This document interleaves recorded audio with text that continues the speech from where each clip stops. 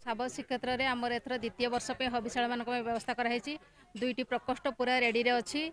हविशाली मैंने 57 हविशाली आसिक पहुँची से रहीबार व्यवस्था खाइबार व्यवस्था एवं जो आमर बाथरूम अच्छी बाथरूम भी समस्त प्रकार ये व्यवस्था करा जायछि। एवं से माने आमको पूरा सहयोग करचंती। आमर जो प्रशासन अच्छा मंदिर प्रशासन से माने तांको सबु प्रकार कर्म रे सहयोग करचंती। से समस्त बहुत उत्साहित अच्छा एवं व्यवस्था बहुत भल व्यवस्था करा जायछि। आम अनुरोध करछु से आमको सहयोग करेंगे और आम तरफ जहाँ भी कोऑपरेशन आम पूरा से सहयोग करूँ। गत वर्ष मान पर ए वर्ष पवित्र कार्तिक मासरे आम हविशाला मान व्यवस्था कराई। ए वर्ष बहु संख्यार आसवाक माँ मैंने आग्रह प्रकाश किंतु आम सुविधा देवाक आमर बेसी ये ना जगह ना एणु आम 60 जन हविशाली को बर्तमान रखीचु।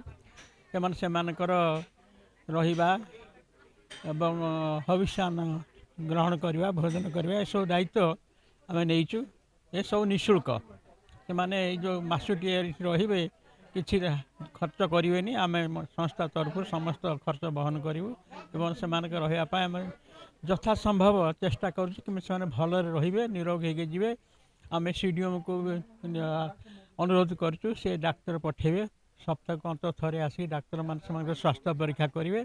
जदि कहार किसी असुविधा हो रोग औषध पत्र देवे से सब सुविधा भी करूँ। तेणु भावुँ गत वर्ष मान पर ए वर्ष माँ मैंने शांति रही मासुटी ये पवित्र हविष अन्न कर कार्तिक मास कार्तिक व्रत पालन कर विदाय ने। हाँ स्वतंत्र व्यवस्था कराई से स्वतंत्र व्यवस्था करें से ठाकुर को दर्शन करेंगे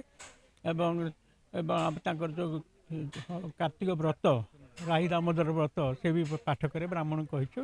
ये सब जहाँ जहाँ करवा कथा सब व्यवस्था हम कर जगन्नाथ इच्छा। जय जगन्नाथ।